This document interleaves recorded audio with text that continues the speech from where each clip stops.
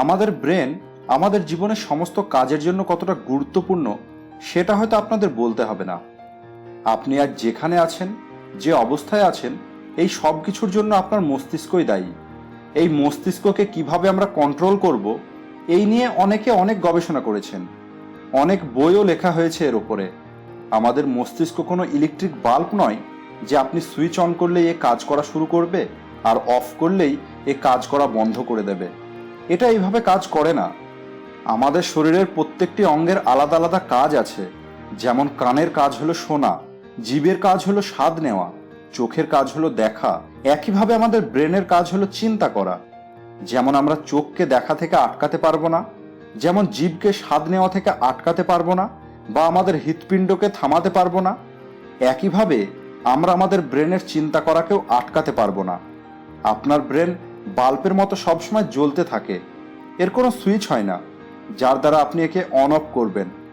আমরা সবাই জানি আমাদের ব্রেনের কতটা ক্ষমতা। আপনার ব্রেন একটি সুপার কম্পিউটার থেকে অনেক গুণ বেশি শক্তিশালী, আর তার থেকেও অনেক শক্তিশালী হলেন আপনি। কিন্তু আপনার ব্রেন আপনাকে বেটার রেজাল্ট তখনই দিতে পারবে যখন সে স্থির থাকবে, যে কোনো একটি কাজের উপরে ফোকাস করতে পারবে। আপনি পেয়ারার বীজ তো দেখেছেন, আমের বীজ, আপেলের বীজ তো দেখে থাকবেন। ছোট ছোট এই বীজগুলো একদিন কত বড় বড় গাছ হয়ে যায়, কখনো ভেবে দেখেছেন কিভাবে?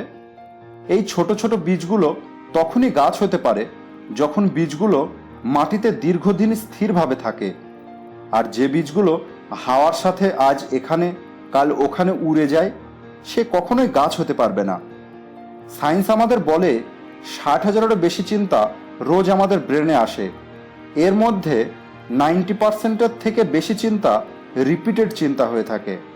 95% চিন্তা এমন হয় যা গতকালও এসেছিল বা তার আগেও এসেছিল। আর এই সমস্ত চিন্তার মধ্যে 80% চিন্তা নেগেটিভ হয়ে থাকে। আমাদের চিন্তা প্রতি 2 সেকেন্ড অন্তর পরিবর্তন হতে থাকে। আর আমাদের প্রতিটি চিন্তা ওই এক একটি বীজের মতো। আর আপনি যতক্ষণ যে কোনো একটি চিন্তাকে স্থায়ী না করবেন, ততক্ষণ ওই চিন্তা কখনো সফল হতে পারবে না। একবার ভাবুন তো, যখন এডিসন বাল্ব তৈরি করেছিলেন, তখন যদি ওনার ব্রেন প্রতি 2 সেকেন্ড অন্তর তার চিন্তাকে পরিবর্তন করত, তাহলে সে কি বাল্ব আবিষ্কার করতে পারত? আপনি আপনার গ্রামের রাস্তায় সার্কাস তো দেখেছেন। সেখানে একটি ছোট্ট বাচ্চা উঁচুতে রাখা পাতলা একটি দড়ির উপরে হাঁটতে থাকে। সে এটা কিভাবে করে? কারণ যখন সে এটি প্র্যাকটিস করেছে, সে সম্পূর্ণ মনোযোগ এখানেই দিয়েছে। আর তখন তার ব্রেন ও শরীর স্থির ছিল। আর এই একই চিন্তা ও একই কাজ সে বারবার প্র্যাকটিস করেছে, যার ফলে সে সহজেই দড়ির উপরে হাঁটতে পারে। তাই আপনিও যদি আপনার ব্রেনকে স্থির করতে চান, যে কোনো একটি কাজে নিজের মনোযোগকে বাড়াতে চান, তাহলে আপনাকেও প্রতিদিন প্র্যাকটিস করতে হবে। যখন আপনি পড়াশোনা করেন, তখন আপনার ব্রেনে একের পর এক চিন্তা আসতে থাকে, আর আপনি কিছুক্ষণ পর ওই চিন্তার মধ্যে হারিয়ে যান। তাই আপনার যে চিন্তা, আপনার যে লক্ষ্য, তার উপরে আপনাকে ফোকাস করতে হবে। যখন আপনি ফোকাস করবেন, তখনও আপনার ব্রেনে নেগেটিভ চিন্তা আসবে, কিন্তু তখন আপনাকে আপনার মাইন্ডকে দ্রুত আগের চিন্তায় ফিরিয়ে আনতে হবে। আর আপনি যদি এটার অভ্যেস করেন, তাহলে ধীরে ধীরে আপনি দীর্ঘ সময় ধরে একটি চিন্তাতে ফোকাস করতে পারবেন।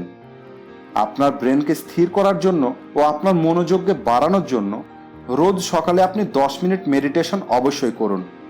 আর যখন আপনি আপনার একটা লক্ষ্যের ওপর দীর্ঘ সময় ধরে ফোকাস করবেন, তখন আপনার ব্রেন একের পর এক সমাধান দিতে থাকবে, আর আপনি তখন সফলতার দিকে আগাতে থাকবেন। তখন বড় বড় লক্ষ্য আপনার কাছে সহজ হয়ে যাবে। স্বামী বিবেকানন্দ বলেছিলেন, একটি চিন্তাকে বেছে নিন আর সমস্ত চিন্তাকে দূরে রাখুন। ওই চিন্তাকে নিজের জীবন তৈরি করুন, তাহলেই আপনি সফলতা পাবেন। তো বন্ধুরা, আজকের ভিডিওটি এ পর্যন্তই। ভিডিওটি ভালো লাগলে অবশ্যই লাইক করুন, শেয়ার করুন আপনার বন্ধুদের সঙ্গে। থ্যাঙ্কস ফর ওয়াচিং সহজ জীবন।